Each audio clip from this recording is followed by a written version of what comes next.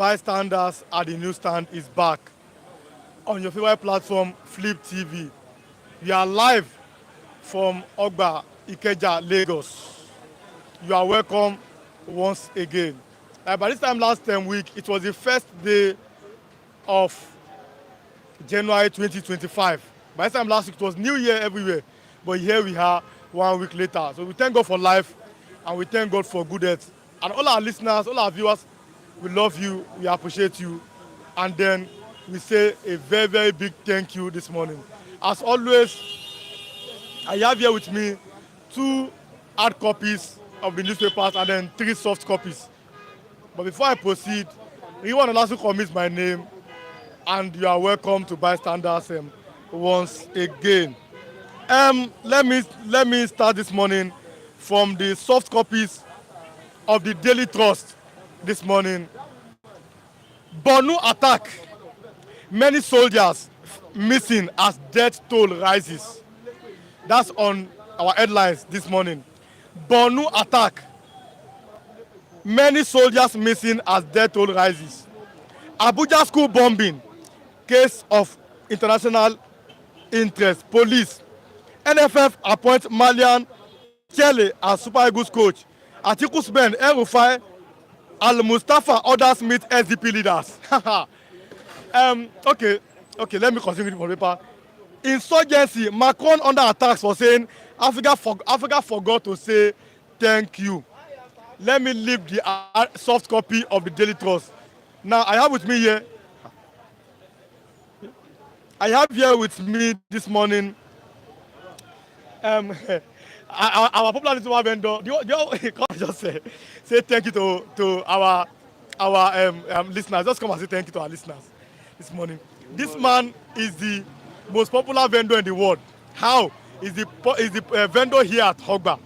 So, Mr. Atiki, just tell our viewers good morning. Good morning, sir. Just Hello, sir. thank you. Thank you for that, sir.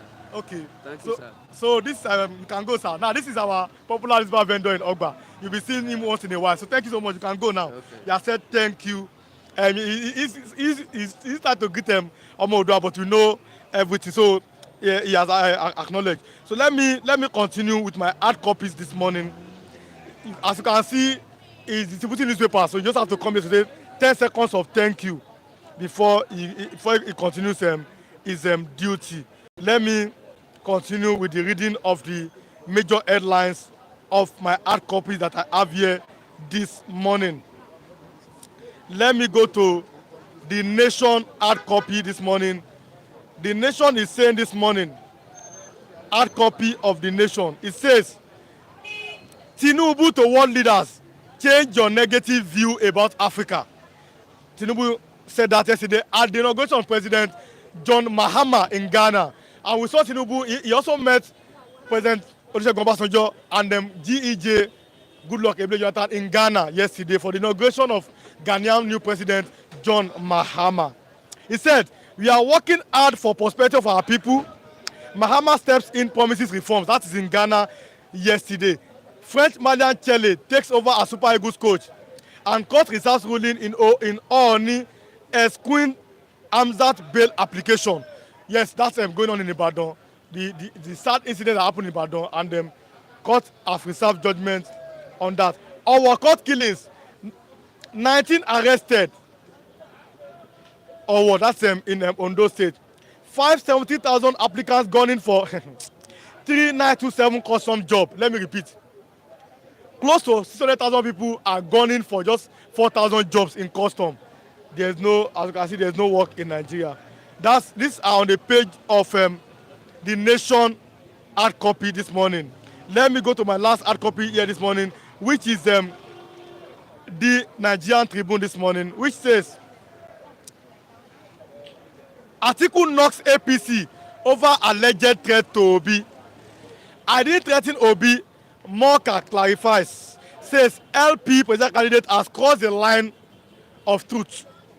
ICPC takes El-Rufai aid to court over alleged money laundering. Oberevori, that's the governor of Delta, is not defecting to APC. That's what the government is saying. The government.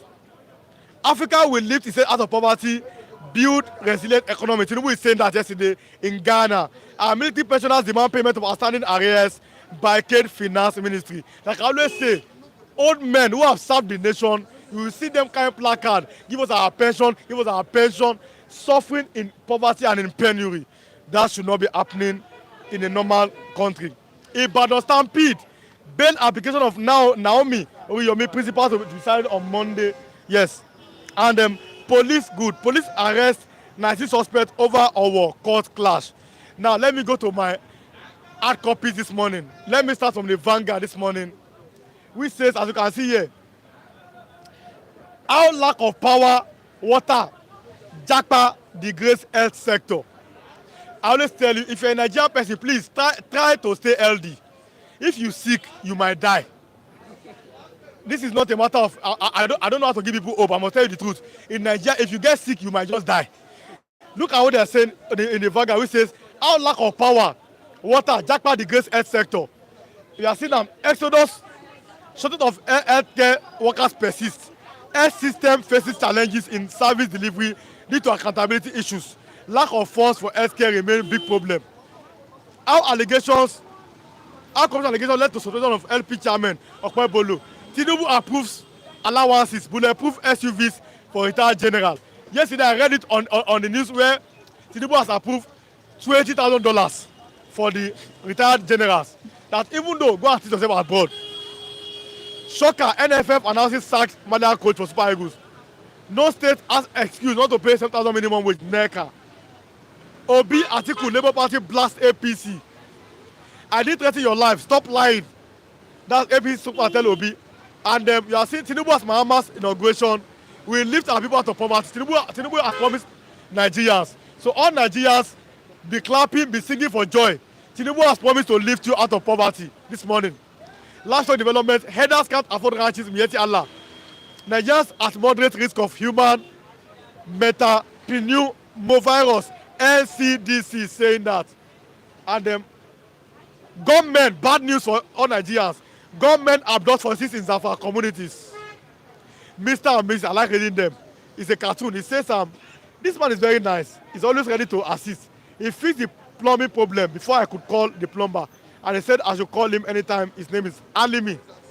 Sounds like enemy to me. That's Mr. and Mrs. a cartoon on the page of the Vanguard this morning. My final hard copy this morning, which is the Punch this morning, it says, threat to life. Atiku Labour Party carpet Tinubu lampoons APC lampoons Obi. Forest allocations to fuel import rises to $1.25 billion. Tax reform. Northern elders, government maintain opposition and senators lobby. Bad news in Yoruba land. Bandit influx. Task force meets as Amotekun. Police tighten southwest boundaries. Bandits are going to Ibadan. Ibadan is the capital of Yoruba land, so you must be very careful here. Oyo security chiefs hold closed door meeting in Ibadan. Ondo, Osun, others review strategies. Tinubu calls for African unity. Obasanjo Zuma attend Mahama's inauguration. PDP differs as Okpebolo accused LG chair of 12 billion naira diversion. Romance scam. 2 US based Nigeria face 40-year jail term. Stampede. Oni S-Queen. Others allege illegal detention. Oyo opposes bail. And I'm showing you the page how Tinubu is meeting African leaders. You saw Jonathan here. Look at Olusegun Obasanjo. They are at the meeting, at the inauguration of John Mahama. And here this morning on the Vanguard, you are seeing Obasanjo meeting President Ahmed Tinubu. So if you're a Nigerian and you are dying for politicians, use your head. They always meet themselves. Thank you so much. I've read from the major headlines of the papers this morning. Adeboye is saying 100 days fasting and prayers for Nigeria. Adeboye said he has declared 100 days fasting and prayers for Nigeria. My thought this morning is that fasting and prayers cannot eradicate poverty. No nation in the world that has more churches than company will ever survive. From beggar to Agege, show me 2 companies. There are churches everywhere. You are going to pray, but where is the place to work? No nation can survive with that. Nigeria does not need prayer and fasting anymore. What we need is political leaders that will change the course of our nation. We don't have a spiritual problem, we have economic and political problem. Nigeria has leadership problem. Our leaders all across the board, they are not worthy of being called leaders. They don't seem to care for Nigerians. All they care for is after their own individual families. It's not about fasting and prayer. There are churches everywhere, there are mosques everywhere. Where are the factories? Where are the multinational companies in Nigeria? In the 70s, in the 80s, look at our economy. Can you compare to now? Instead, companies are leaving. Pastor Adeboye, another man of God, Sultan of Sokoto, and other men of God should tell our leaders the truth. They have made this country ungovernable for Nigerians themselves. Somebody reportedly embezzled 80 billion. Former governor of Kogi State, Yabelo. They gave him 500 million naira bill after 80 billion of embezzled funds. But you see, a young man in Nigeria, he has been arrested. You hear $5,000 scam, $1,000 scam. Yahoo boys are being paraded. The biggest Yahoo seems to be our political leaders. Pastor Adeboye, another man of God. Nigeria does not need fasting. People are already suffering. Even there's already an artificial fasting in Nigeria. People cannot even afford to eat anything, and they are suffering. We don't need any fasting anymore. What we need now is tell our leaders the truth. Look at how bandits are killing our security men. Look at how soldiers are losing their lives to Boko Haram. Some of these people, they want to serve Nigeria, but they are not being given correct ammunition. The time to tell ourselves the truth is here. Nigeria is not under any spiritual problem. Nigeria is under economical problem. Let me give an example. In 2024, me and my colleague David, he always comes here. We met a man where they are selling food in this Akewale here. And the man said, he's a Yoruba man, a 70-year-old man, is a security man. He said, ìyàwó mi ló ń ṣe mí, my wife is the one that is behind my problem. And I asked him, where did your wife leave you? He said, my wife left me in 2016. And I told him, your wife is not your problem. In 2016, Buhari just came to power. Jonathan just left. Our economy was better. Now, things are worse. The man was buying eba without no meat. So me and my colleague, we had to buy meat for him. That's 2024. What I'm saying is fact that, and I told the man, ìyàwó yín ò kì í ṣe ẹni tó wà nídìí ọ̀rọ̀ yín. The problem is that the economy is very, very bad. Leave your wife alone. Stop going to Afar. Stop going to Obala. Stop going to pastor's place to pray for deliverance. Your salary, I asked him again, how much was your salary in 2016? Then the man's salary was 35,000. How much is your salary now? My salary now is 45,000. That was 2024. Now, can you see that it's not your wife? Look at what you are paying in 2016 and compared to now. So, you don't have a spiritual problem. What we have in Nigeria is economical problem and political problem. Stop going to Afar all those pastors for spiritual problem. What you are facing now in 2024 is an economical problem. People cannot afford to eat. Our religious leaders, the Afars, the imams, the pastors, the prophets, the clerics, the Obalawos, tell our leaders the truth. Nigerians are suffering. Let them stop embezzling money. The budget should be used to improve the life of Nigerians. Now somebody taking over 1 trillion naira, over 500 billion naira. Here in Nigeria, monkey swallowed money, snake swallowed money. You cannot continue with that. Let me appreciate my viewers this morning before I start anything this morning. I must appreciate my viewer this morning, all of our viewers. They have always supported us. They have always been with us. Our viewers, we say thank you for always watching us. Omo Odua, good morning. God bless you. Miss Gladys Oyabo, good morning. God bless you. Mr. Adoji Elonge, good morning. God bless you. If you are watching, click on that like button. Mr. Okojuku Ikejimka, good morning. God bless you. Ugo boy, you are here. Good morning. God bless you. Matt Report, good morning. God bless you. And Chukwe Jukunwewu, good morning. God bless you. Click on like. Then we can have a conversation this morning. Let me start this morning by having Evangelist Benjamin Eze Sinachi He was the first person that came here this morning, and I do my thing with justice. Then Mr. Femi has gone there. If he comes, I have him. But if he does not come, I have Mr. Anse Asa this morning. Come here, Mr. Evangelist Benjamin Ezesinachi. Let's have conversation. There's a bad news. According to the Daily Trust this morning, many soldiers are reportedly missing. These soldiers, they are meant to serve us. They are protecting our lives in Nigeria. Where we are sleeping, they are there. And so that you look at their salary, most times it's nothing to write home about. Many of them are reportedly missing. Some are feared dead, according to the Daily Trust this morning, because Boko Haram ambushed them in Borno State. This is supposed to be a very, very sad news for Nigerians. And I say on this platform, speaking for Flip TV, bystanders, all the soldiers that are dead, may their soul rest in peace. The ones that are reportedly missing, may they be found. This is sad news this morning as Nigerians. What do you have to say? Soldiers reportedly missing in Nigeria because of this Borno attack by the Boko Haram. What do you have to say about that this morning? Good morning. I remember my humble self, Evangelist Benjamin Johnson Ezesinachi, the only Biafran evangelist that speaks the truth, ready to end by. Not something that in Nigeria we're supposed to be receiving such information. You understand? In a country that is as big as this Nigeria. And you see why, like yesterday, I was throwing my challenge. I pointed on this thing yesterday. I throw challenge straight to CDS Musa. Let us come home and face what is at home and settle the problem at home. Let us stop pointing fingers on the wrong side. You understand? They say charity begins at home. Let us face home and make peace at home. See the families. I know these people signed their life to secure the people of the land, and now their own life is not secured.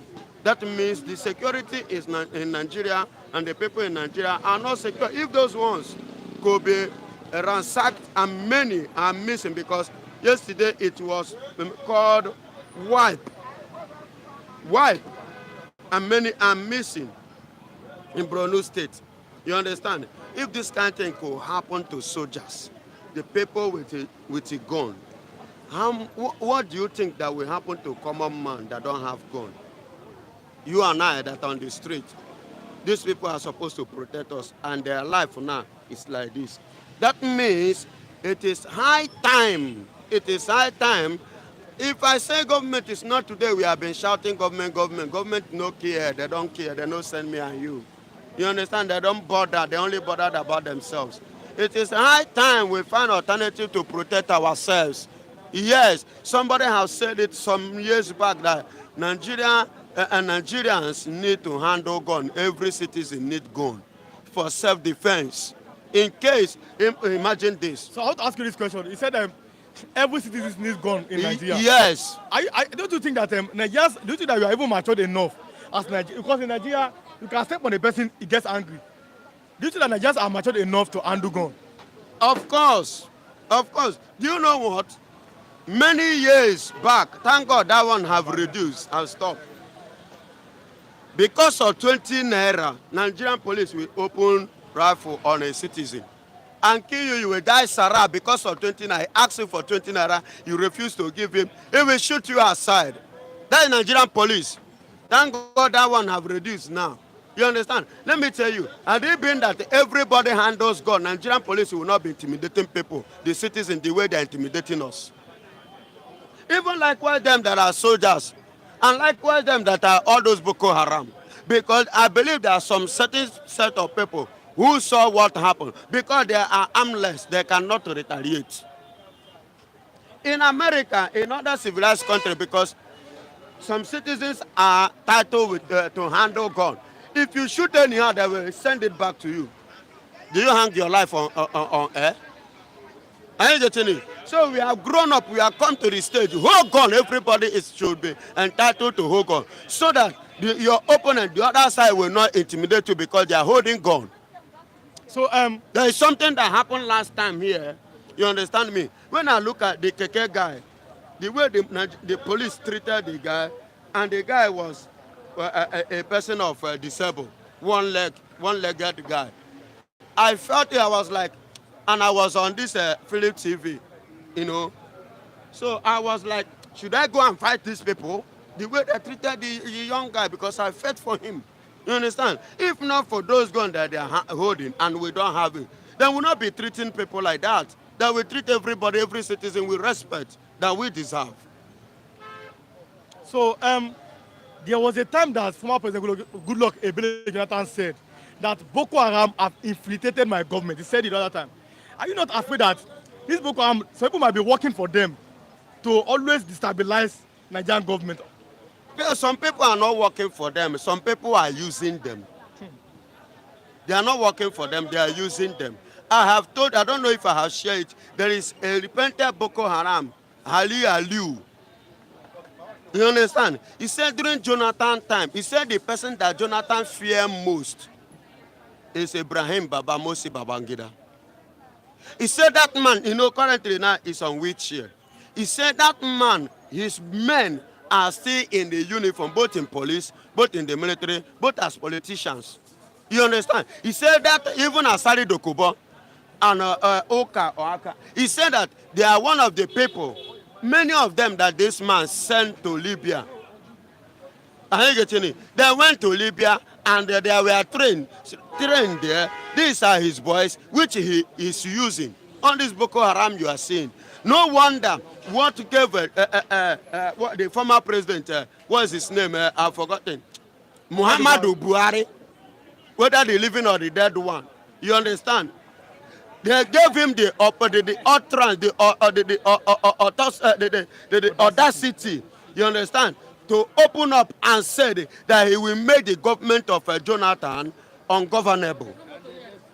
And nothing happened. Nobody said anything. That was why I was like, if I happen to be Jonathan, me, the president of this country, Jonathan, that time, he make Obasanjo teacher show Atiku a good drama. When Atiku rose up that he want to contest against Obasanjo, what did Obasanjo show him how to do it?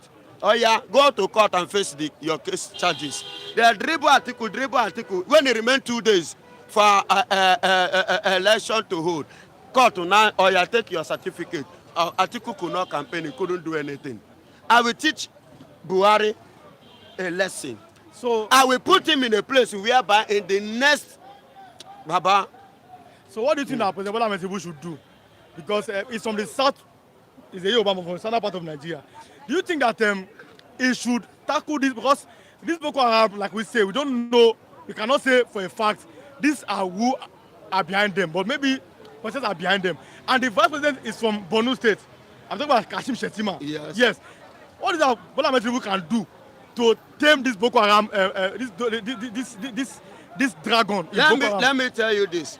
The number one mistake President Bola Ahmed Tinubu made was the mistake of picking the Boko Haram. He was the governor, yes, former governor of Borno State. Are you getting it? He was sponsoring Boko Haram during his tenure. No, we can't. You understand? Excuse me, I'm coming. We can't. And the former governor of Zamfara State. You understand? Zamfara State, which the current governor of Zamfara State now accused, said it. That bandits. You understand? You okay? The chief of bandits, you are bringing them into your power, giving them position to what? What do you expect? So we must say this here. Boko Haram started under the tenure of Alimodu Sheriff, which was the predecessor to this current vice president, Kashim Shettima. So we cannot socialize. But then we've seen, for example, the incumbent governor of Zamfara said that the former governor of Zamfara may be behind the bandits in Zamfara Point of correction, the governor did not say maybe. I hate not being straight. You see why I am different. I will tell you the way it is, the truth. And nothing will happen rather than death. And if I die, and that is all. No, you understand? I'm not afraid of dying. I am afraid of speaking the truth, not speaking the truth. You understand me? When the statement stated that he was the one behind, he didn't say me. The statement was direct. What amazing me is the fact that security agencies have not come out to indict him. You know what I mean? It is the court that will indict him as security agencies. But let us leave that. Article knocks APC over alleged threats to Obi. Now, Felix Moka said yesterday, said, I not threaten Obi. But he said Obi has crossed the line of truth. Obi, APC, article supporting Obi. What does that mean? Threat to life of a human being as Nigerian. What does that mean? In a country like Nigeria, you don't have right to threaten anybody's life. It's against the law. And you say somebody has crossed the line of truth. What is the line of truth? Did the truth actually have a limit? I'm asking, did the truth have limitation? Truth doesn't have limits. Truth is something that even God, the creator of heaven and the earth, the maker, said that we should continue saying it. Even in our dream, continue by the truth. As you wake up, continue. Even in your marriage, in your home. You understand? That's why I am different. My wife can even testify of it. I know send whether she's my wife or not. I will tell her this thing you do is wrong. I will not abide with it. And I cannot support you. I will not tell because I love her, I will support her to do if I don't do that. And let it be far from me. That is me. And those that know me will tell you. If you doubt, I can even give you some churches where you can go and do findings about me, where I have served. And that is me. I don't compromise. I call a spade a spade. Call a spade a spade. Truth doesn't have limitations. So if they tell you the truth, please accept it. Ms. Precious Ikedi, good morning. Good Mr. morning. Tunde Okafo, good morning, sir. My brother Toto Amanu. Ebenezer Godson from Denmark, so good morning. Good morning. Good morning. Mr. Okafo is saying that Nigeria Vice President is from Borno State, and yet he was unable to do something to combat Boko Haram. Mr. Godson is saying that it's quite unfortunate that people are still defending this present government watching from Denmark. So, and like I said, if you are watching, click on that like button, let's have a more conversation. Let's go to good news for all Nigerians. It's supposed to be a good news. President Bola Ahmed Tinubu has promised all Nigerians that things are going to get better. As a Nigerian, how does that news come to you? Nigeria is going to be better. Yes. It's going to get better. Yes. It's going to get until it gets. Evangelist. Until, excuse me, sir. Evangelist, Sir, I'm going to tackle you on this. Yes, I love I'm going to that. tackle you. Yes, You are a man of God. You are a man of God. Yeah, You understand? yes, sir. If the head of if the president has said it's going to get better, what I expected you to say is to say amen, so that every forces that are not making him to get it right will be able to. You'll be able to fight against it. But what you are looking at I'm is not against it. Please, I'm not against it. Okay. It's not the first time that we have been promising it go better. Every president will come and say it go better. We have danced that music too much. So I'm not against it when he's saying until it gets better. So we say amen. You listen. He say amen. We have been saying amen, amen, and the things are getting worse. So if he said until it come to pass, it is a way of encouraging. It is a way of saying also, Mr. President, what you say is good, but we want to see it in the life of people. That's what I want to say something, sir. Go ahead, when sir. this government came into power, this government was telling that it's going to be very tough. It's going to be very tough. Things are going to be very hard.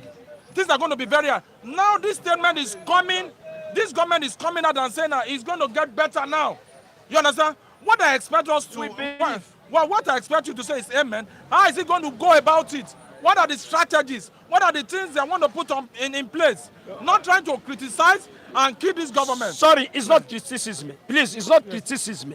He didn't criticize. He didn't contradict the president. But what he said is, let us see it in the life of people, because we have been promising.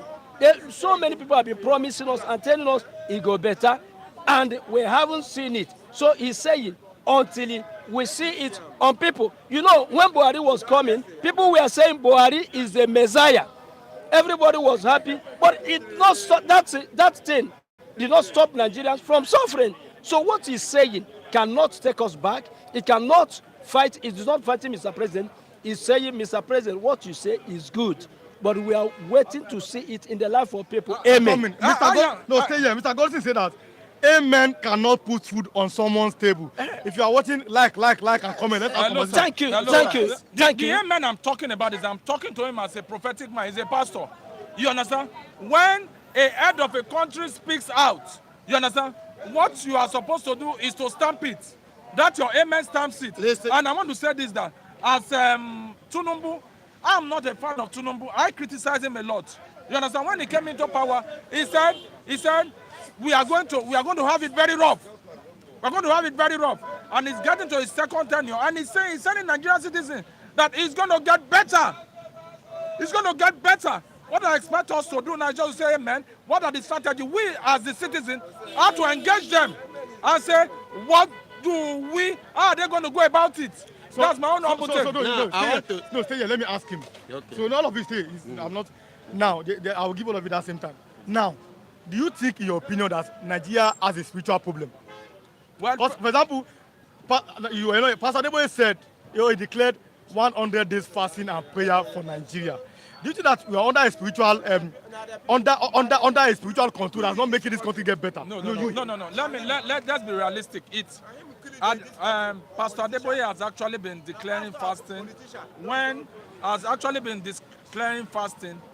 It's a routine in the Redeemed Christian Church of God. They are praying for the year 2025. Let things work together for their good. He's not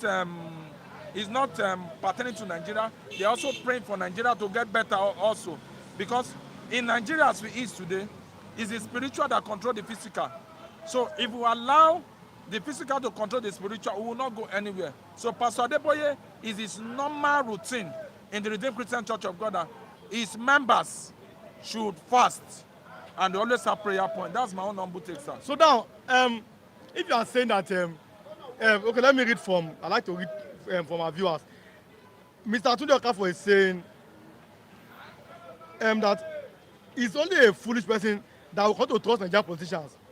I do not trust what he said. He does not trust what Tinubu is saying because APC regime is rooted on falsehood. This is his own opinion. But Insecurity is saying that, please, what is this guy talking about? President should not say it to get better without telling how is he going to do it. Now, Nigerian people are saying that it's not about declaring, saying prayer, saying amen. It's about showing that you can make this thing get better by working. They say show working. What's it? Hello, sir. My own humble take is that we will get on the government nerves. What a lot of people in Nigeria are doing is that they remain silent. They believe that you can get Nigeria in a magic. We engage the government with meaningful dialogue. How are you going to do it? What are the steps? How are you going to get to this level? But a lot of people, once the president speaks, they don't dialogue, they don't ask questions, they just go and sit down at the thing just like a rocket science. Okay. Everything has a process. Okay. And every one of us are going to dialogue with the president. Okay, sorry. Okay. You know, in a family, let me take just example. In a family, nobody, no child want to know, my father, how are you doing it? How are you going to make it? Until those children become mature. All what they know is, my father, do it. In the morning, let him eat. Let school fees be paid, everything. Father, who got to marry and give birth to children, you are the one who know how you will do it. Mr. President is there to do it. He doesn't need our enforcement, our opinion, to know how we will do it. He planned it ahead. Before saying, I'm capable, I'm able to lead this country, you have planned it ahead. So it doesn't need even amen. Let us not be missing things. He said, I'm going to remove Nigerians from poverty. He has said it. Let us see it. It's the same amen. You have said it. Many promise like you. And now that you are promising, we thank you, Mr. President. But let us see it in the life of people. It's not a sin. Evangelist said what is right. Let us stop mixing religion with politics. I don't too much like it. Mr. Adeboye, who told us to 100 days of fasting and prayer. Prayer of one faithful person can change the whole Nigeria. He doesn't even need the whole Nigeria to pray. If Mr. Adeboye is a faithful servant of God, leave the name of pastor. I talk about faithful servant of God because there is visible church and invisible church. It's God who. If he is a faithful man of God, His prayer alone, he don't even need Nigeria can solve the problem. And let me tell you, he's not even the one to teach Nigerians how to pray. Nigerians can pray, and they have started to pray. It's not today. I don't want us to mix religion with politics, because our politicians are there. When it hook them on their neck, they turn to religion. And then when they want to do their business, they play politics. Mixing them together is distracting Nigerians, and also it is troubling Nigeria. Don't mix it together. Mr. President, you are there to work. You are there to serve Nigerians. You are there to make Nigeria better. Make it better. Let us see it in the life of people. Forget Adeboye saying fasting and prayer. If you come to spiritual problem, if Adeboye say Nigeria has spiritual problem, I don't think if there is any other country that is more spiritual than Nigeria. Both spiritual and godly way, God of heaven, both to spiritual and satanic way. Nigerians are so powerful in everything spiritual. They don't need Adeboye to teach them spiritual life. So what I'm saying is, let me finish. Excuse me, sir. Let me finish. What I'm saying is this. He's not talking to Nigeria. He's talking to his member to fast for 100 days. He's talking to his members. Okay. He's talking to his members. He's not talking to Nigeria. It would have been announced in his church. No. Not Nigeria. He's not even president of Nigeria. He's talking to his member. He's not talking to Nigeria. Oh, but the question was, he's talking to his member. They brought he's not it to talking us. to. Listen, he's talking to his member. Not talking to Nigeria. I'm questioned by the journalist. I'm questioned by the journalist. So now the question is this: you, well, let me pass up. Now, you stay. Because we are together now.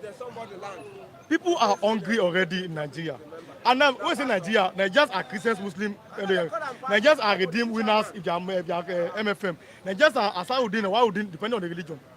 People are already hungry as Nigerians. Don't you think that you say fasting and prayer? People that are already fasting artificially. Nothing to eat. How does that come to?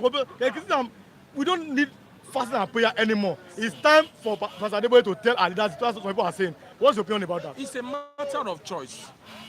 Listen, he has said in Redeemed Christian Church of God, we are going to fast for 100 days. And the prayer points are not being given to Nigeria. The prayer points are given to Redeemed Christian Church of God members. But they are Nigerians too. I am not disputing that they are Nigeria, but I'm trying to separate it. I'm trying to separate it that this is not Nigeria, it's the members of the Redeemed Christian Church of God. Oh, okay. That this 100-day fasting is inclusive. We have our own general length. All Nigeria. Okay. No. Let me tell you the truth. If you watch Pastor Adeboye, he never said all Nigerians should fast 100 days. He is saying the Redeemed Christian Church of God are going to fast for 100 days. What was on the paper was that Pastor Adeboye declares 100 days fasting and prayer for Nigeria. That's where I come up. If you read that's inside, where I comes up. If you read inside, he's talking to his member. He's not talking to Nigeria. Excuse me. That's where I come up. Let me inject something. That's where I come up. Mr. Adeboye did not give even point of prayer. What does Mr. Adeboye want us to ask God to do in Nigeria that God have never done? Are we lacking mineral resources? Are we lacking riches? Are we lacking fertile land? What are we lacking in Nigeria? God blessed Nigeria according to the population of Nigeria. No Nigerian man have to suffer for hunger. That is true. God have given everything to Nigeria. I want to know his point of prayer. What shall we ask God? Shall we ask God crude oil? Shall we ask God more mineral resources? Shall we ask God fertile land? He has given it to us. Everything we need to live well and better in Nigeria. Telling us now to go and fast. What is the prayer point? So that is why I support people who say so. Mr. Adeboye came up. He protested during the time of Jonathan. And this is another time that Nigerians are going through hardship, insecurity, hunger, suffering is too much, extremely too much. Another thing, another thing I expect from Mr. Adeboye as man of God. Listen to me. A young man come to God and ask Jesus, what can I do to inherit the kingdom of God? Jesus told the young man, sell all what you have, share the money to the poor, Mr. Deboye is extremely rich. He's extremely rich. His money, if he brings out to share to the poor people of Nigeria, Nigeria can get even very better. That's what I expect from him. I don't want any. I'm not saying, please. I'm not saying he's hypocrite. Okay. I don't expect any hypocritical speech. So So let him, as man of God, sell all what he has, all the riches that he has. Let him sell it and share the money to the poor people of Nigeria, and then he will get the riches of heaven than to be rich in this world. Okay, yeah, wait. Well, let me read some comments. I need to have pastor now. My viewers, I like where people are commenting already, but the more you comment, the more we have interaction with them. And then, as you are watching, continue to like. When you like and share, other people comes in. Professor Insecurity is saying that ask him when and how the government has ever listened to him as citizens. Nigeria does not have a such platform. And the person also accused you of talking with emotions. But Ukojuku Kejim can say that we're in a big mess in the country. Mr. Riwon, those guys missing in that barrack. They are all dead. That's no. The people say that they are missing. So, but he said that Nigeria government don't want to tell us the truth. Please click on like button and like. When you are liking and share, people will come in. I want to say So this. what do you want? He's saying that Pastor Adeboye should stop. That's the opinion that should stop telling Nigerians to pray. That if he has something, God has given us everything. that maybe he should sell his riches and everything. But what's your opinion about that? That's it. I want to say this. He's extremely rich. I want to say this. In the Redeemed Christian Church of God, you understand, there's what we call CSR. What does that mean? CSR mean And because are you a member of the church? just hold on. I don't want to he's a join member. issues. No. I don't want to join. The way he's speaking. No, I don't want no. to join issues. He has the with, right, yes. You understand? There's what they call CSR, talking about church corporate responsibility. Okay, Each churches of the Redeemed Christian Church of God, they dedicate one particular Sunday where they share food for the poor, the needy.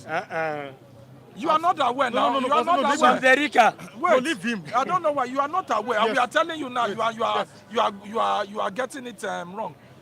This Redeemed Christian Church of God, there's a Sunday. There are some particular Sunday. Some they do it 3 times. Some they do it 2 times. They give out food. They give clothes. There are a lot of ways they reach out to various people. And I want to call your attention to something. See, when you see something on the airline, Adeboye said Nigeria should fight for 100 days. When you look at the main body of this thing, it's quite different from what is on the paper. What they are just trying to do is just to get people's attention. You understand? I want to tell you this. The 100 days fasting, I stand to be corrected, is for the members of the Redeemed Christian Church of God. And it's going to start on a Saturday, which is on the 11th of January. You understand? And each day, there's going to be a prayer point for all the members. For your needs, for the nation, for the family. Generally, there's going to be a prayer point. Nigeria, I know Nigeria is in a mess. But one of the things is just that he's talking to his member. Okay, he's not talking to Nigeria. Okay, let me read some comments. Ernst Ochasi, good morning, Mr. Ernst. morning, sir. Good morning, Good morning. God Good bless morning. you. Mr. Professor Insecurity is saying that, well, he said, okay, he's defending his church. That's our opinion. Professor Insecurity continues, click on the like button and let other people come in. That's how we do here. The only way you can support us is to click on the like button, let other people come in. The CSR is still noted by church members, not the church itself. Well, church is not a building, it's a human being that are the church. So, now, let me ask you this question. I'm going to pastor now. He has not spoken. Let me ask you this question. Is Nigeria... I see how my time. Yeah, no, you stay here. Is Nigeria under a spiritual problem? I'm going somewhere. You have seen, I've seen some of our reviewers across the of the earth that have always supported us. People like Omo Odua, he always does it. People come here, they eat. God bless him. People like Masi Tunde Okafor. God bless Dr. Ukwoji, Mr. Ikechukwu, all the people. God bless God bless That's Dr. what we are Ukwoji. talking God about. bless That's Omo CSR. Odua. That's what we are talking God about. bless That's the CSR we are Ukwoji. talking about. So you are saying that many of them, Kinjo Ogba, Kinjo Ogba, Kinjo Ogba, yes, Oga Ike, Oga Ike, Kinjo Ogba, Mr. Jeff Obebo, they are Tunde promising something. Okafor, Now, bless you all. what you are saying is that Ukwoji, Omo Odua. if people like that are helping and they are not the church, don't you think that the church has more responsibilities than just private individuals that are abroad helping people of Nigeria? Can I say No, something? let me talk. No, I want to say this. The church is not a building. The church is the individual people. coming together to pray. You understand? When the head of the church said we want to give out certain things, it is the people that will bring the thing, and they will share it equally. The same thing I want to liken it to our government. Our government are our problem. Our government are our problem. What I'm saying is that the president said Nigeria is going to get better this year. And what we will need to do now, why I say we should dialogue with them, is that the people that they are going to share this thing, we should be able to know them. Are these people going to do it the right way, or they are going to do it in wuru way? You understand? Like in the church, there are also wuru, but 80% of it is shared in the normal way. If we get this kind of opportunity in Nigeria where things are shared in the normal way, 80%, you will discover that the society we have in Nigeria will be a better place to stay. Okay, let me bring in Pastor. Stay, all of you, because I'll be Pastor. Because let's go to another topic. I'll be talking about Pastor Adebo and everything.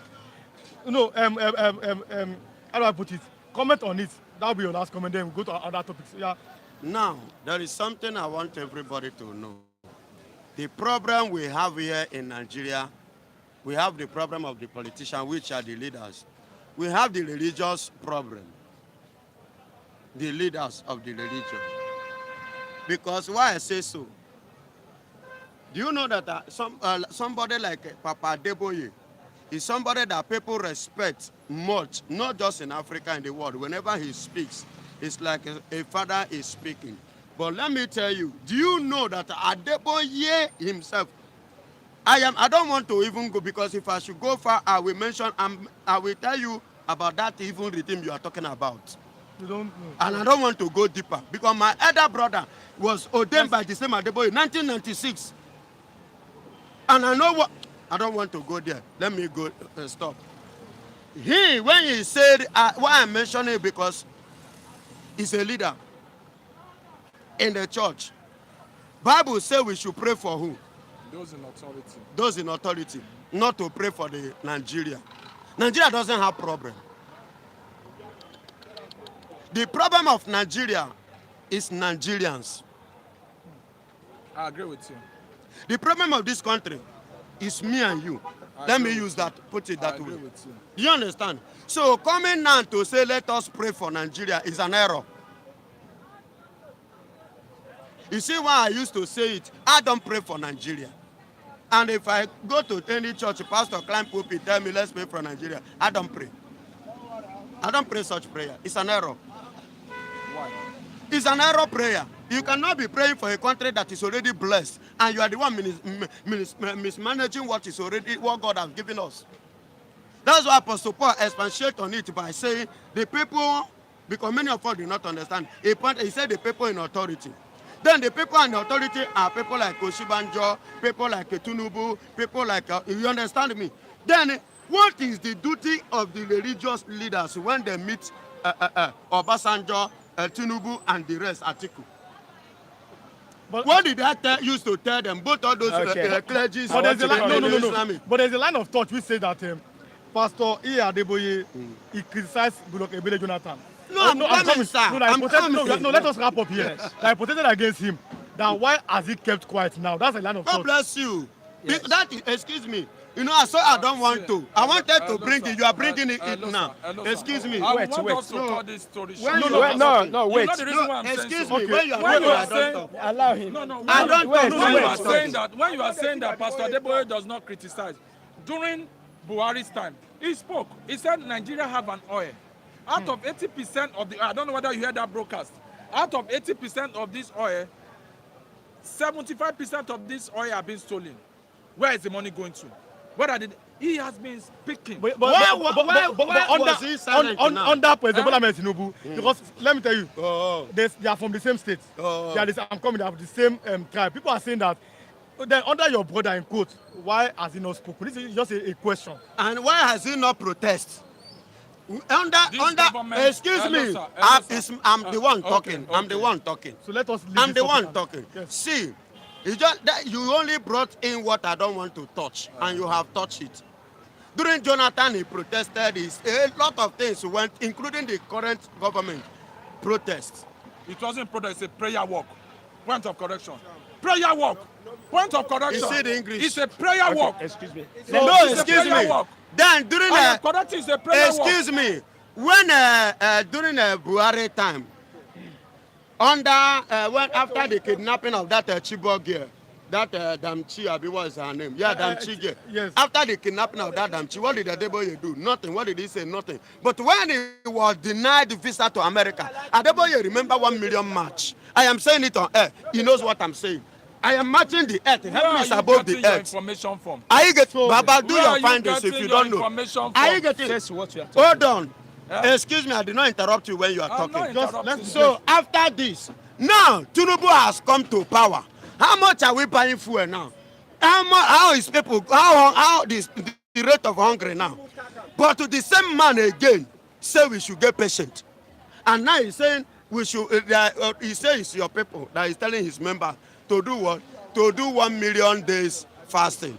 Abi 100 days. 100 days, whichever one. Why didn't he wait like this and do that same prayer during the In the time previous of government? Jonathan. He has been doing it now. Okay, so But why is it now? He has been I want saying to see him come out and protest so let's leave them. against what is happening because the worst has come So let's more than ever So let's leave that. when he protests. Let's leave that.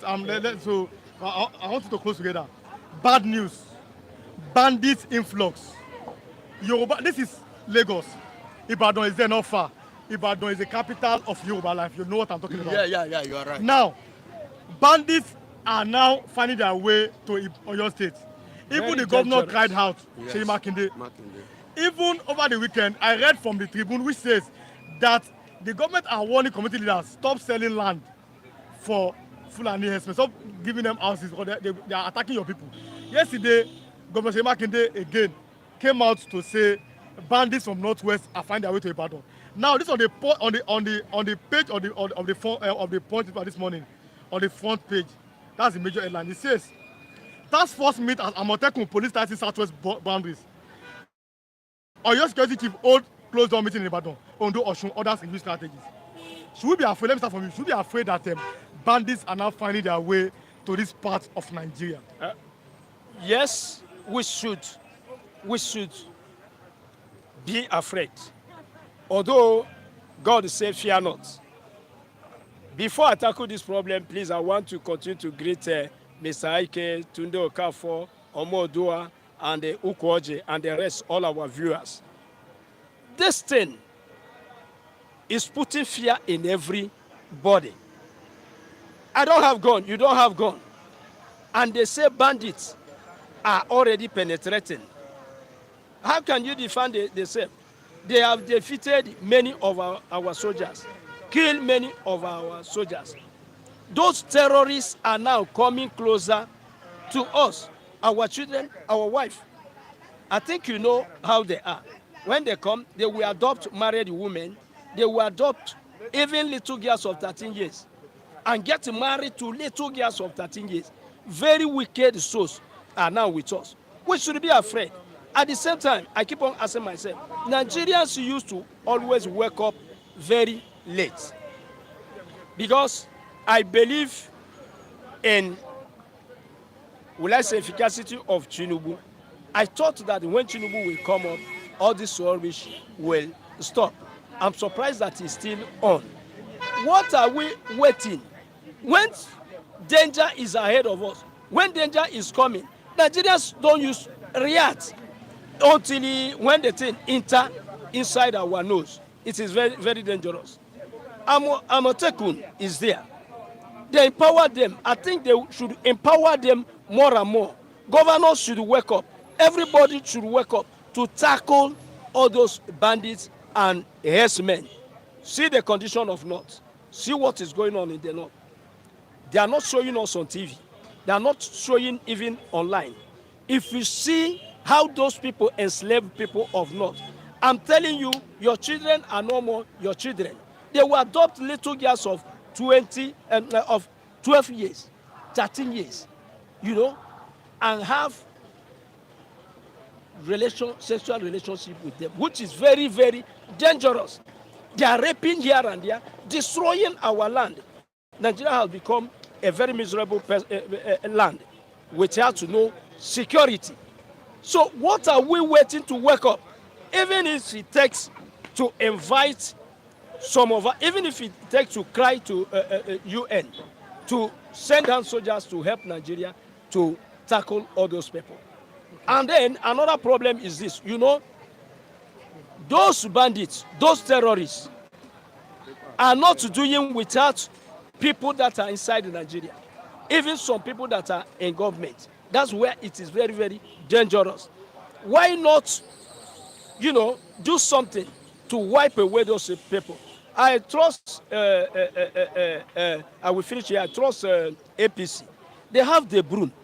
What is the meaning of that broom? To sweep every rubbish away. What are we waiting? Is it until when they will start to adopt people in Lagos that we will wake up? So we should wake up now. Okay, thanks so much for coming. I want to say this. I want to say that intelligent reports is not something they are supposed to air on the. That's why I'm telling you that Sheyi Makinde and these things, they lack what they call security architect.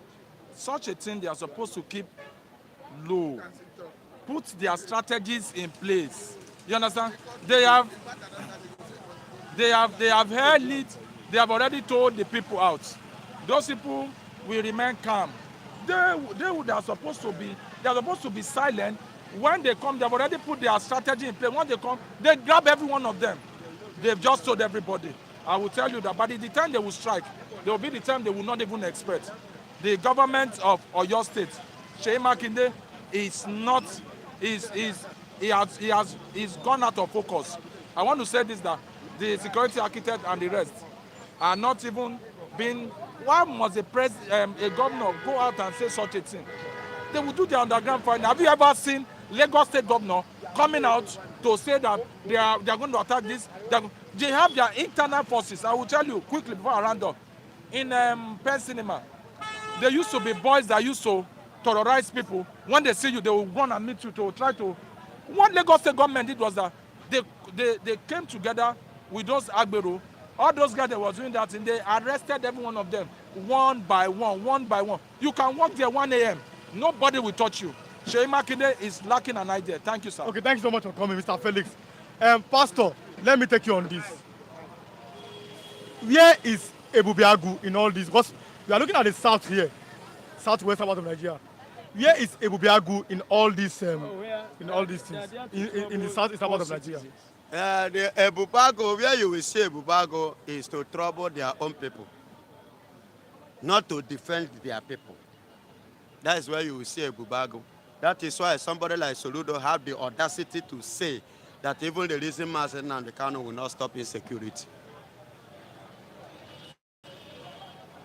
That is where you will see Ebubago. You understand? But to stop the impunity that is coming from the north, Ebubago is nowhere to be found. But to stand up and kill innocent people like us that stand on the truth, that's when you will see Ebubago, because we are telling the governor the truth. The question is, Ebubiagu should be something like an Amotekun. Yes, to defend the land, their fatherland, the soil of their mother. But instead of them doing that, Fulanis are busy raping our girls, raping our women, destroying the farmland. The S-men. The wicked S-men. There may be some good S-men, I don't know. Excuse me, I don't know. I don't know until I see one. You see why I'm different? Until I see one. Right in your nose, was it not last month, if I'm not mistaken, or last 2 months, that you and I saw it on social media, where Fulani herdsmen or whatsoever you call them, you give them the name, where they surrendered a farmer in his farmland and the workers' rice farm in Enugu State under the watch of Pitamba, the governor of Enugu State, with a gun, and they eat up this. Then has compensated that family. What has been done to those Fulanis? Has those Fulanis been touched or catch or see?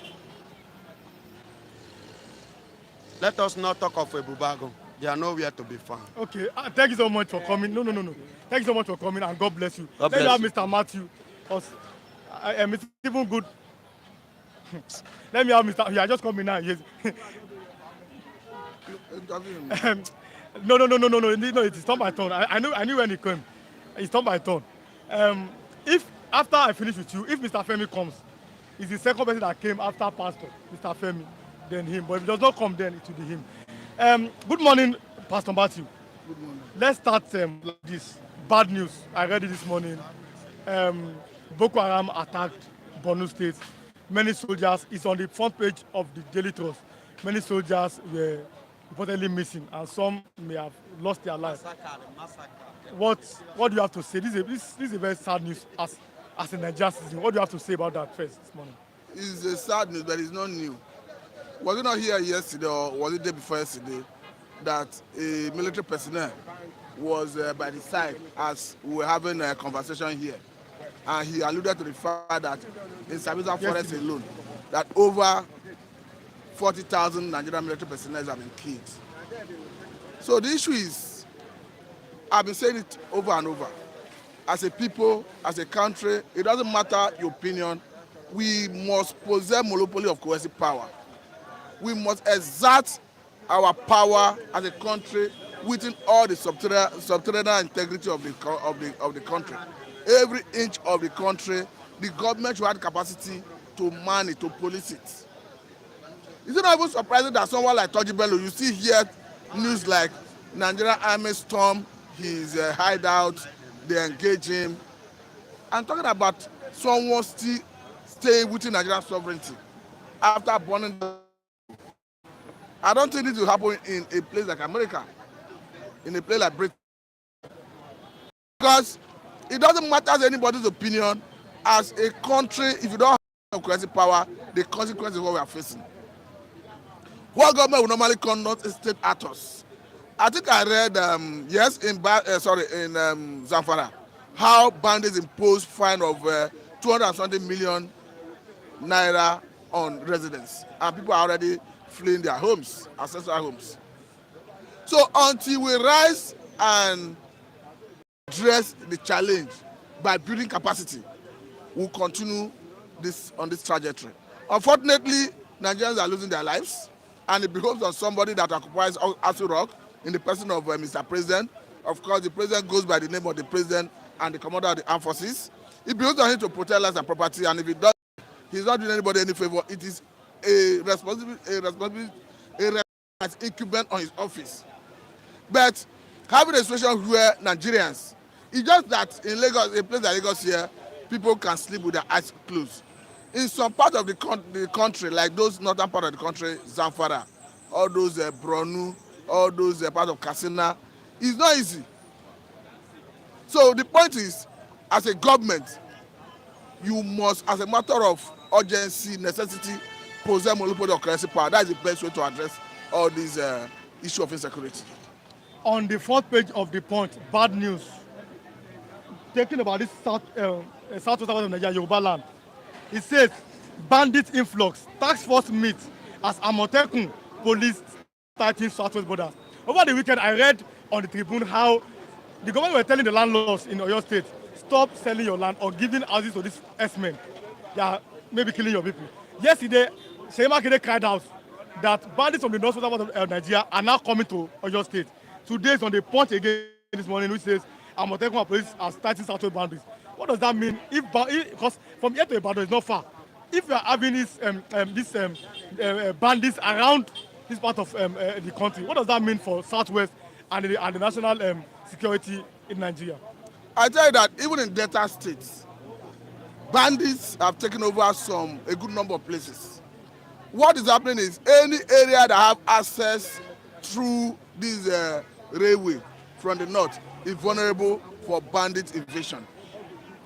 It doesn't matter anybody's opinion. If the government, we have been saying it over and over, we must rejig our security architecture, because it's already evident that the federal government do not have the capacity to police every inch of Nigerian sovereignty. So what should they do? Let us vulcanize the security architecture. The problem of Amotekun is that they have not gotten the capacity to combat crime. And when I'm talking about capacity, I'm talking about the level of and the bear. Don't forget that under Muhammadu Buhari, Amotekun were not allowed to bear subscription weapon to enable them combat these bandits. So hence, a Tinubu is there. I think he should be able to live above board and give them that capacity. We understand that in the quest to buy arms and ammunition, there's an end-user certificate that normally comes from the Office of the National Security Advisor.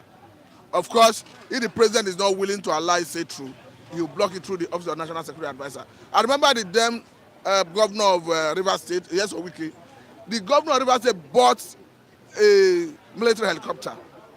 And the whole essence was to partner with federal government to combat oil theft in the region.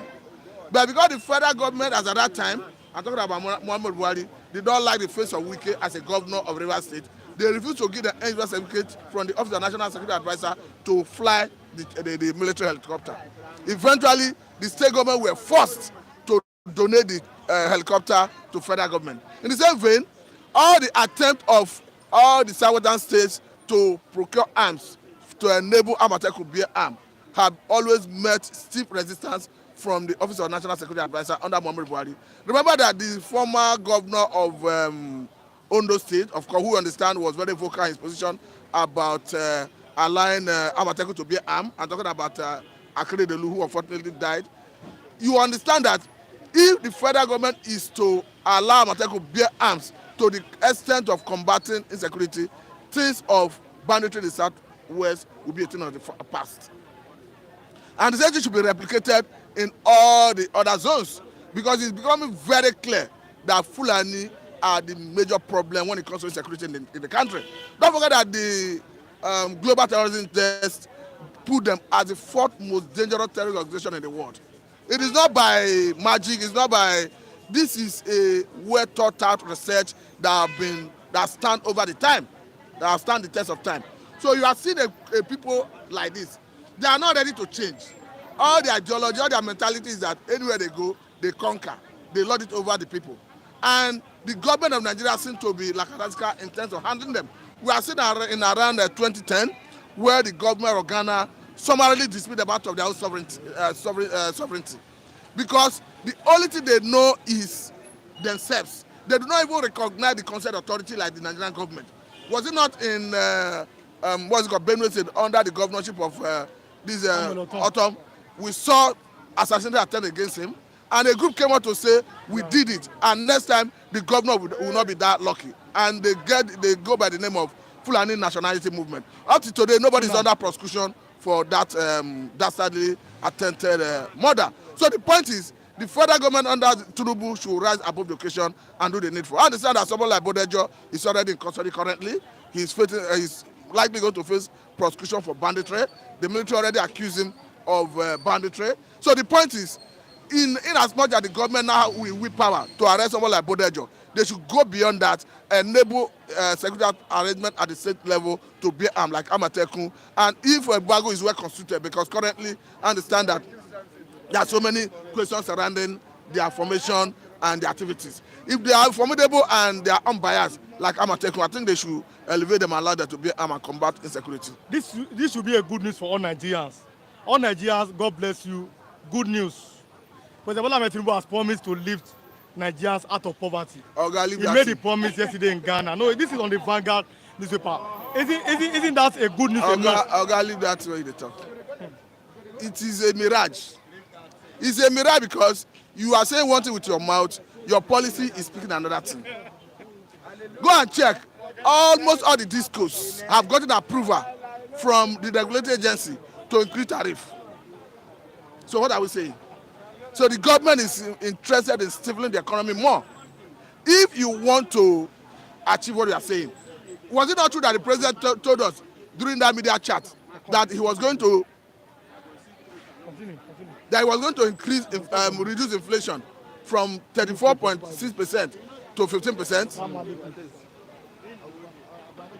Okay. So the point I'm trying to make yes. is the president told us during that media chat that he was going to reduce inflation from 34.6% to 15%. And this same government refused to address what gave rise to that inflation. The president told us that he was going to reduce the cost of medicals. And we understand that what made the cost of medicals rise is the indication of FS at the official window. Because almost all the raw materials imported for production of medicals in Nigeria is almost all raw material needed for production of medicals in Nigeria is being imported. So as at the time you want to address it, you go back to that official window, because someone like me, I was on the view that the same time you remove subsidy on gasoline was not the right time to unify FS at the official window. We all saw all the jimmies, all the things that transpired when FS used to be seemed to be going in favor of Naira before the unitary period. But what is the situation currently? Because we knew that was cosmetic. Neither going into all the details because of time. Yes. But the point is, if the president genuinely want to address poverty in Nigeria, let him go back to his policies that are not working. Currently, go and check import tariff on vehicle. A vehicle that I'm very comfortable, I know very well. Let's say this Big Daddy, fairly used, direct Belgium, that was selling for about 3 point something, let's say 3 million, 5 years ago. Currently, is selling for over 7 million. Do you know why? Even car is an asset now in Nigeria. No, the point I'm trying to make is the import tariff federal government imposed on it is what is making it to increase, not any other thing. And all this have multiplied further, and the government is pretend as if we don't know what is happening. So, Pastor, So if the president wants to address poverty, let him go back to all his policies that is not working to address it. Okay, Pastor, let's close this last topic.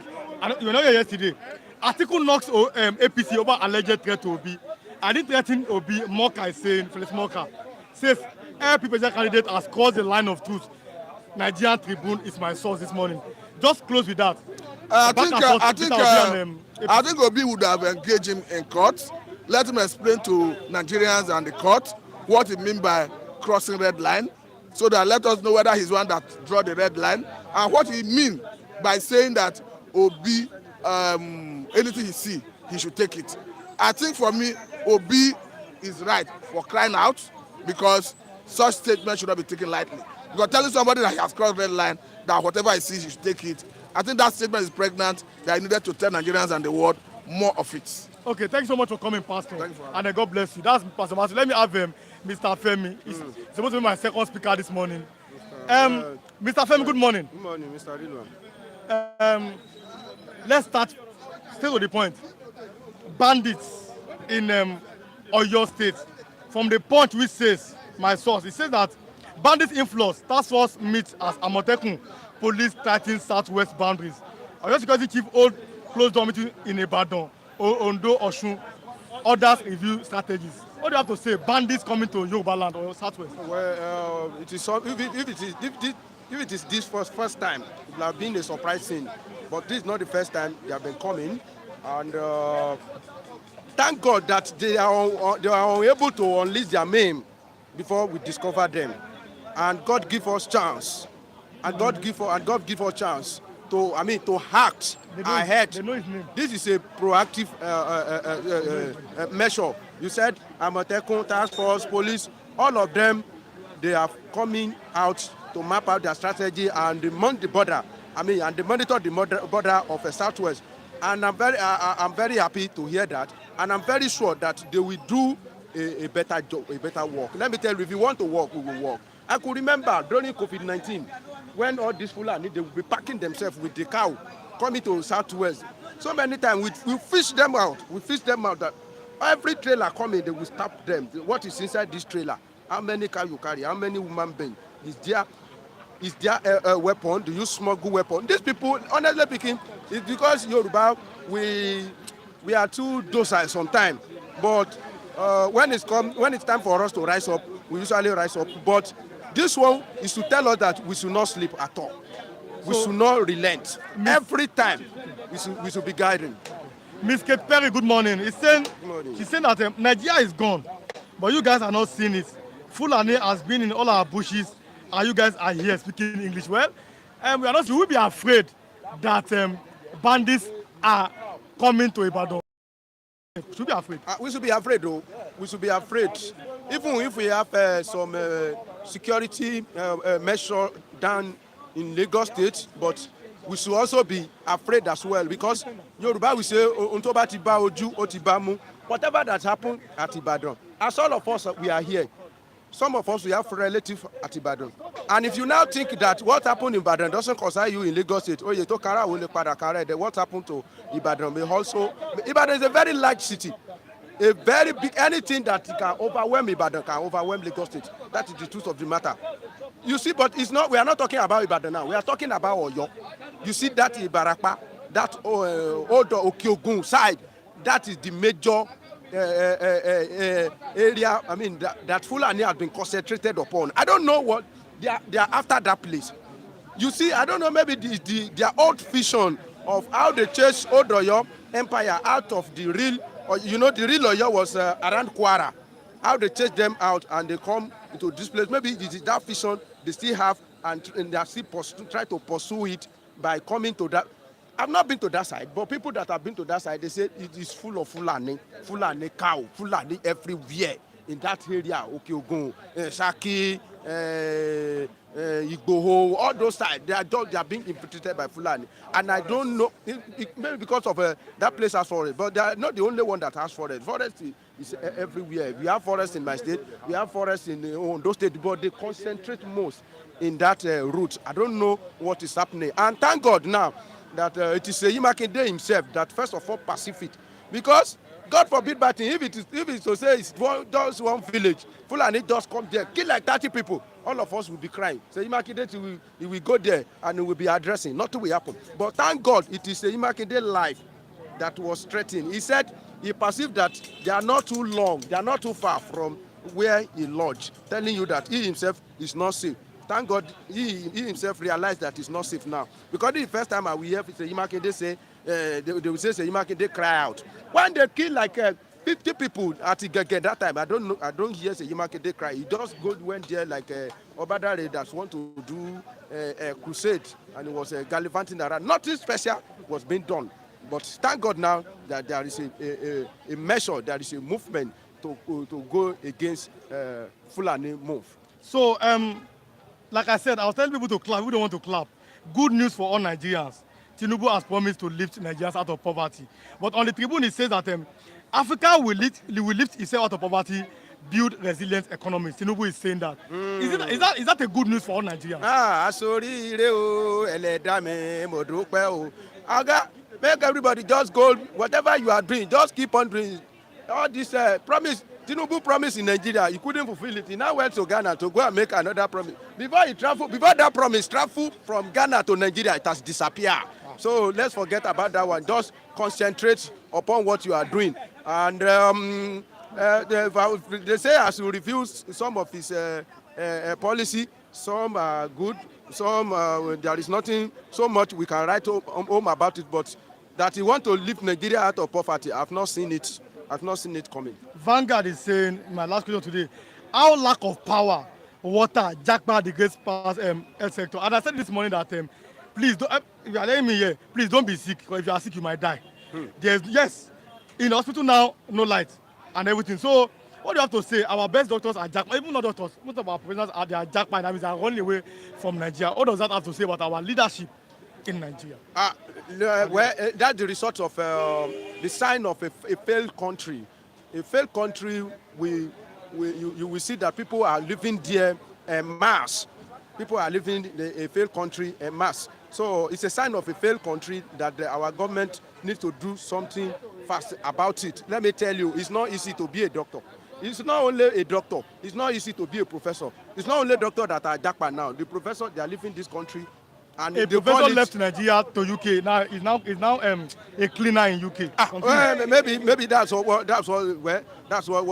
pay him. But I don't pray for such. That a professor, I'm a professor here. Then I will go and be doing cleaner in that. I don't pray for something like that for my any of my relatives. Okay. It's uncalled for. But if it is pay him to be a cleaner there, well, that is his own cup of tea. But it's a sign of a failed country.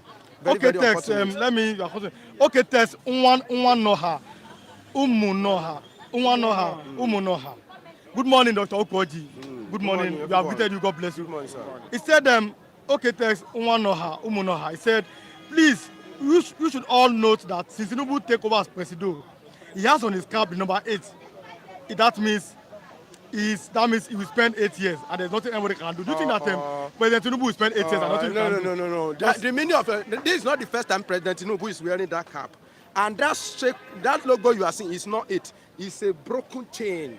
It just looks like H. It's a broken chain. And this is not the first time President Bola Ahmed Tinubu. It's not because he become president, that's why he's wearing it. That's not what he represents. Simple. Okay, thank you so much for coming. Let me have Mr. Kunle.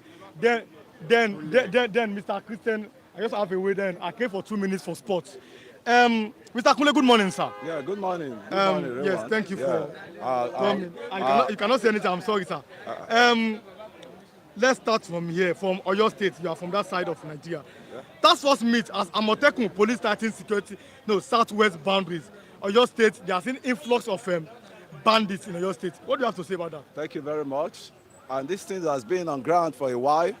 And I can say the governor of that state, Seyi Makinde, likewise, let me correct I'm not from Oyo State, I'm from Osun State, right? Where the dancing governor is. So what I'm saying there, the Seyi Makinde doesn't know his job. How? Thank you very much. He is the governor of the states, and this is not today that the encroachment has been happening. And there was a man, an erudite man, technocrat man from abroad, from diaspora, that came in, that said, okay, it is time for me to develop my state. He came in with some agricultural, gadgets that he wants to set up a world-class farm in this Ibarakpa there. That's Ibarakpa is extensions of Ibadan down to Shaki, all area. What happened? The Boko Haram encroached his farm. They scattered the farm and they killed the guy. They killed the guy there. And Seyi Makinde ought to have learned that lesson, that the trouble is coming nearer to his states. Now again, what I expected, either the president is bad, either the president is good. He's still your president and he's still the commander-in-chief of armed forces. You ought to have established relationship with that president. Nevertheless, you are not in his party. This is not the time to play politics. This is time to secure the life of your citizen. And I can say wholeheartedly, I'll put all the blame game on Seyi Makinde because he's the governor and he surrendered himself to govern the states. And when there's crisis now, he ought to have seek help from the federal. He cannot control the police. He cannot control that is why we say they should decentralize the country. It will have make it easier for him to have his own state police to combat those Fulani. But the problem now is they are relying on Amotekun. I was in Ikeja yesterday throughout. I saw the assembly of Odua people. Odua, what's it called? What's that man called? Ghanaian Dams. Ghanaian Dams, yes. They gathered together. He has an office in a mansion he built for himself and for his people in that area. And they gathered together. I think they are strategizing. And we saw really miss Arakunrin Akeredolu, late Akeredolu. Me, I like people, leaders that are bold enough to say it as it is. And I saw it in late Arakunrin, which is Akeredolu. Do we have any leader like Akeredolu any longer? We have those side leaders now in the southwest. They should wake up from the slumber. They should not allow the Fulani to encroach beyond Ibadan, right? They cannot try that in Osun because Osun is a warrior state already. Osun is a warrior state. You don't dare Osun and go scot-free. You don't dare Ekiti and go scot-free. You don't dare Ondo and go scot-free. The problem there is between Shagamu here and Ibadan. There is interwoven. They have a street that connects the two of them. And the den of the Boko Haram bandits and in Shagamu there, the den of the bandits are in Ibarakpa, in Ibadan there. So what are the governors doing? So Borno attack, let me take you on this. Borno attack, many soldiers missing as death toll rises. This is the daily trust, is my source here. What do you have to say about that? Bad news for Nigeria. Yes, bad news. That is why I say the war we started, the military has started, it will be very difficult to win the war instantly because they are third columnists, right, inside the system. They are spies within them, within the military. They are linking the strategies of the military. Give it to those military Mr. guys. Tunde Okafor is greeting you this morning. He said, "Good morning, my brother Kunle." That's Mr. David Okafor. Slesog is saying that yes, I miss Arakunwe Akeredolu. If you are watching, like I said, click on like button, like and share, and then also drop your comment. Let's continue. So to me, the Lagos itself, the Lagos is not safe. So Mr. Sanwo-Olu should be careful and should be watchful because all these bandits, they are coming in disguise of taking a cow down here, and they will come back, they will not leave again. And you've seen Lagos as it is. I pray nothing bad happened in Lagos. But Mr. Sanwo-Olu, you should be watchful. It's not all being in Marina and be governing Lagos from Marina. In Alausa and be governing Lagos from Alausa. Please, we like you. That's why we're saying this. And the truth is bitter. You have to be careful likewise because the rates, they are bringing foreign bodies. What I mean by foreign bodies, unidentified people from the Sahara, not from the everywhere, coastal area. It's animals, man, and he has to get something done. And our leader from the southeast, they shouldn't be docile. They should not wait for crisis to happen before they wake up. I have to call them out. And again, when there's no light, in the dark words, they are meant to be crises. They are meant to be, illicit things happening. And that is what we are facing now. A man in charge of the power, which is Adelabu, Mr. Adelabu, you are not upping your game. And I think the best thing, if you don't know anything, the solution to this power, you can kindly resign.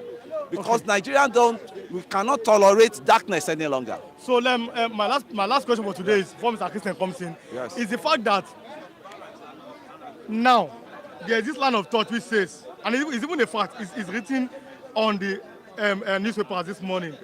President Bola, it's a good news. I said good news. President Bola Tinubu have said he's going to lift Nigeria out of poverty. How does that news come to you as a person? Work is cheap. Talk is cheap. Talk is cheap. I mean, and until I see everything manifesting. But Mr. President, there's one job you have to do. There's no price control mechanism on grants to balance the livelihoods of the masses. What we need now is price control mechanism on all the products that they are selling, the masses are buying. Let there be control mechanism, price control. Why is he scared? They must have set up a body that will be controlling this, the system. That is, I'm talking of the price control mechanism. It's only Nigeria I see everything that goes up, it doesn't come down. Like the petrol now, the price has reduced a lot. I have to do that research on my own. I went to all these, transporters. You guys, the petrol has come down.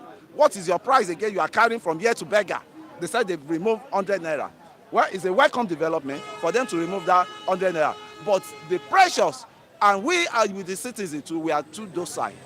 That is engagement we're supposed to be engaging, these people. Because these people, the GC, this thing they've been enjoying, they will never go back to the, old tune. Kate Perry is saying, you are closing here. Kate Perry said that Kunle should be ready now because war is at his doorstep. Talking about the Fulani influence. Yeah, they go nowhere. We know how to handle them, and we have been handling them. Okay. As they are now, the mobilization is on ground already. The Ogun Kiriji, the Yoruba fought Ogun Kiriji, they won it. The Afonja war, the Afonja sold in people out. I think Afonja should be in his burial ground now and regretting what he did for selling his people out. Okay. But the Yoruba warrior, they've never lost a war, and they always conquer any Fulani, anybody that comes their way. Thank you so much, Mr. Kunle. It's good to be with you. Yeah. I will have to watch Christian. I'm looking at his time. So, and after watching Christian for 2 minutes, I'll have Akere talk about football, just football for 2 minutes. Yes, we have a new coach, Super Eagles coach. So Akere is a football expert here. But Mr. Christian, good morning. Good morning. Let's start straight to the point. War in Yoruba land, not necessarily war, but we are looking at the fact that bandits are getting closer to Yoruba land, and we know that Ibadan is the headquarter, whether I like it or not, Oyo is the headquarter of the southwestern part of Nigeria. How do you see it? Because Punch is saying that, according to the Punch here this morning, it says, I like to read from the source, Punch is saying that, Punch is here, says, bandit influence, task force meet as Amotekun police tighten southwest boundaries. What's your opinion about that? I don't think it's a threat to Ibadan for the government to raise the alarm. People will come together, like what you read in the Punch. Task force will come together and they will quench the influx of bandits. So I don't think it's an issue. Yeah. Because if it were under a Fulani president, they will have mouth. You know, since Buhari left power, these terrorists, Fulani terrorists, they have not been active. Their operations came down. You understand? Now it is Yoruba Ronu. So all those ones, maybe because of the onslaughts in the north, that's why they ran away from the northwest into Ibadan. It's not like there is a big problem. You understand? So that's what I would say about that. Okay. Okay. Let me even read it this morning. APC slams obedient movement leader Peter Obi, former governor of Anambra State, and also the Labour Party presidential candidate. Let me read it out. What they said. So APC as a party is on their official Twitter page yesterday. They put out a disclaimer yesterday and said, Peter Obi, you lied. Moka did not threaten your life. Now, I don't know if I can read many things here, but they said, Peter Obi lied. This is the All Progressive Congress. A statement coming from them. They are saying that Peter Obi has lied. Nobody is threatening his life. I cannot start reading it. Many points. Do you know Lai Mohammed? Former Minister of Information. Under which party? Muhammad by APC. So if you're talking about liars, APC are number one. If you are talking about deceivers, APC are number one. They have produced heavyweight liars in Nigeria. You understand? That is APC. That is APC started in 2015 with Jonathan. Lies and propaganda was their mantra. So if they are calling P2B lies, they know that P2B is a threat to them. That's why they will be saying also, what is the meaning of you have crossed the red line? Whatever you see, you take. MC Oluomo said the same thing during last election. Police say the guy, he just talk him, he not serious. He was playing. Now the play talk result to the fact that many people were stopped. And Agbero stood in front of a polling unit and said, if you are not voting for APC, there was a police there, was an army there. Police van there across the road. Agbero came and started threatening voters after MC Oluomo made that statement. They know, you know how APC roll. They are gaslighters, number one.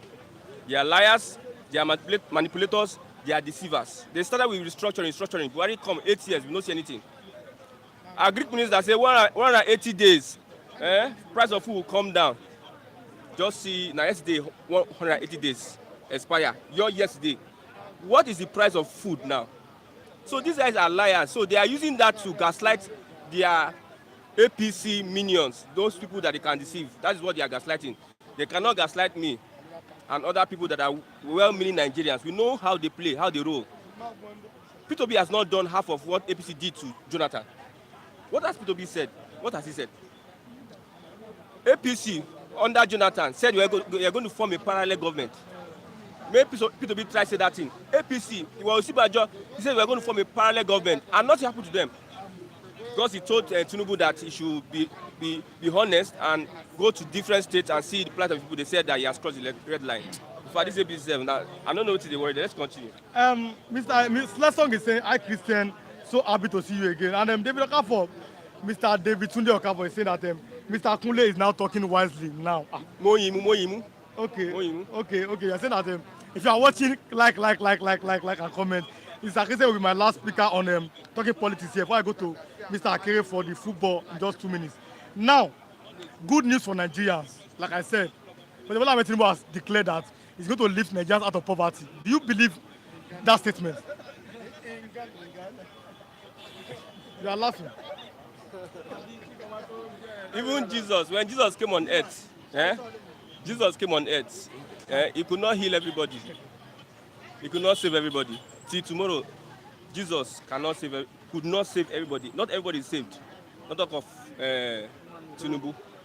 He said it in Ghana. That's what they are saying. See, me, I'm short of words. I don't know what to say. Okay, so let's. Let me not comment on that. Okay, so let's. Okay, I like you did your very maturely. The other person was just saying, "What kind of question is that? You don't ask them like that." But let's go to this. Maybe my last question. But do you believe that you will leave poverty? Eh? If God search everybody's mind here, they will know that even the APC person, the person beside him when was saying that his age knows that he cannot do it. So why is he gaslighting us? Bad news.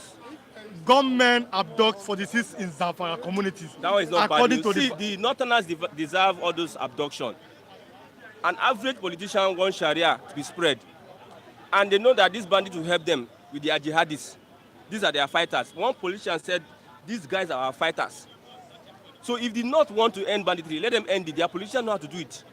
You understand? Why are you using southern resources to sponsor our soldiers and buying weapons and doing also? It is the South that is making the money, oil money. They are using to sponsor. These Northerners know what to do. Let them stop it. That is not bad news. It is bad news for them themselves. They know what they are doing. But many innocent people may have been killed in all those skirmishes. Livestock development. Herders can't afford ranches. Mieti Allah is saying. They should ask their governors now. They say governors should provide ranches. Should be Fulani. There's no Hausa governor. We have 9 Fulani governors in the north. Those Fulani governors should help their brothers and create ranch for them. Well, Mr. Akele, okay, let's just talk about it. Let me take you on this. It's not on the newspaper headline this today. You just went there, so let me take you on this now. Hausas are the majority in the north. Even in Nigeria today, Hausa is the most spoken language. There's no one single Hausa governor. Many people don't even believe it. There's no one single Hausa governor in Nigeria. They are Fulanis. What do you have to say about this? See, you know that we have. I want to go religious now. The Fulani use religion as a means to anywhere they go, they use religion as a means to conquer any society. They used it to conquer the Hausas, and I'm sorry for the Hausas. Hausas cannot fight back because an average Hausa man, look at an Hausa man, he's a very calm person. You know, be person like trouble. You know, be like gra like Igbo, we get strong head, we get coconut head, where they do. If you say Hausa be like Igbo now, they will say these guys can rescue themselves. See, I have said it before. The academics, Fulani go school pass Hausa. Fulani know they do dirty job. Fulani no be beggar. Fulani no be shoemaker. Fulani no they push barrow. Fulani na terrorist, na bandit, na lakurawa, na Boko Haram, na ISWAP. Fulani na them be governor. Na them be commissioner. I've said it before, I'll repeat it again. 3 Fulanis, most popular person in Nigeria. Atiku na Fulani. Kwankwaso na Fulani. Erufai na Fulani. Call anybody as a Hausa politician. Then the question is that how then did the Hausas allowed or maybe allowed them to take them and then to lord and govern over them in the north? I had to study Islam a bit. I can't know everything. But you see, one thing about religion, it make you look weak and stupid. I'm telling you, it make you look weak and stupid. You know, I'm a church person, they born me inside church. I go disciple school. I be youth leader. I receive for choir. So this statement I'm making, I understand what I'm saying. You cannot challenge a pastor in church, even though the pastor is wrong. So using that template in Nigeria, Christians don't find it that they can challenge the government. You understand? The politicians are copying the template from the church. A pastor is wrong, and he say in that is error, he keeps claiming rights. You understand? That is how the Fulani came with Islam. Then, if you embrace Islam, you are finished. Because they will use, number one, you cannot leave Islam. If you leave Islam, is death. Apostasy. Protest is haram in Islam. So the Fulanis are in charge. So if you want to protest that you don't want to be part of this again, since you are a Muslim and you cannot live Muslim, if you live Muslim, you'll be dead. They'll use that Islam and put them in bondage. So that Islam is what they are using to put them in bondage. The reason why the Southwest escape is because Southwest is mixed. They have Christians among the Southwest. They have traditionalists. As if it is pure Islam. Fulani will overrun the Southwest. Okay. Thanks so much for coming, Mr. Christian. And all our viewers there saying, yes, Mr. Christian is doing the right thing. And I don't know, let me have Mr. K for 2 minutes. Let's talk about football. is the football or entertainment correspondent here this morning. Mr. Akere, just in 2 minutes, let's talk about football. Super Eagles, breaking news because it's unbelievable. Super Eagles appointed the coach of Mali at the last Nations Cup in Nigeria. Does that mean that our local coaches are not, that's according to the Vanguard, when it said NFF announces sacked Malian coach for Super Eagles. Vanguard is saying this. Does that mean that our local coaches are not well equipped or they don't have that capacity to be? Because, for example, Stephen Keshi was a local coach, he won the Nations Cup. Does that mean that we don't trust our local coaches enough in Nigeria?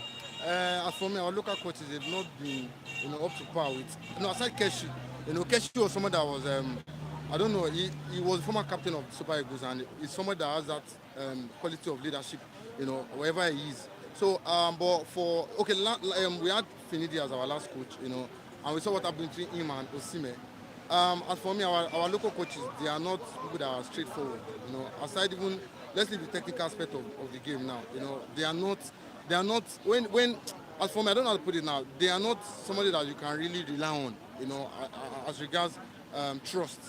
But for our new coach now, Chelle is someone that took Mali to last Nations Cup. And he almost came close to the semi-final. If not for the penalty, they lost to Ivory Coast, in the quarterfinals. And Ivory Coast, they were lucky to have gotten past the first round. We know they came through as best loser in the tournament, and they finally got to the final and beat Nigeria and won the tournament. But for Chelle, he has coached in different countries. He has coached in French and League 2. He was coaching Algeria, MC Oran. But I think, for Mali, what they played in that last Nations Cup, they were, at least they played a good football. They played good football. And but him coming to the team now, I just feel like our NFF should give him at least, they give him what he wants, so that he can succeed. Because we see our NFF interfering most time. The coach, even if he's a local coach, our NFF will still interfere. They will not let him do what he's supposed to do. But as a foreign coach, at least I know they will still give him that, that opportunity to do what he wants to do. Technically, let him just and give him what he wants. By them giving him the player that he wants to execute football matches, not the coach wanting his own player, the NFF wanting his own team. But all in all, it was a technical team that really endorsed him to the NFF for them to go for him. So if the technical team can put him, put up his name and for that position, I feel they should give him that chance to do what he wants to do. Okay, thanks so much for coming. Let's have you for 2 minutes on the new coach of Super Eagles. I have to do that this morning. We talked about football too all the while here. All of our viewers, we appreciate you. We love you. We thank you for always standing by us. Thank you so much for always being part of this program. Omo Odua, God bless you, sir. Thank you for always watching us. Miss Gladys Oyabo, God bless you. Mr. Olua, come early. No, come early tomorrow. Come early tomorrow. I'm closing here. Mr. Chukwe Jukunwe, God bless you. Let me start again. All of my viewers this morning, God bless you. Omo Odua, King Joe Ogba, Dr. Ukwoji, Chukwe Jukunwe, Mazi Tunde Okafo, Matt Report, Urobo Boy, Miss Precious Ikedi, Mr. Ebenezer Godson, Mr. Az Ochazi, Charles Omonigo, good morning, all of you. Kate Perry, God bless you. Okitex Wanoha, Umunoha, God bless you. All of you. Slesong, thank you so much for always watching us. Mr. Ola Adewale Eko Juma Gbogbo Ọmọ Nàìjíríà lápapọ̀. Pàápàá jùlọ olóòtú Ọlásùnkànmí. He likes greeting him. He likes commenting Yoruba. God bless you. Thanks so much, Mr. Ola Adewale. All of you that have always stood by us, watch us. Thank you so much. Tomorrow is going to be a very lovely day. We'll be here again tomorrow to give you the latest things, latest news, political updates as it happens in Nigeria. God bless you. I must tell my cameraman, sorry, I took some of his time today, but thank you for always standing by us. God bless all of our viewers. Thank you.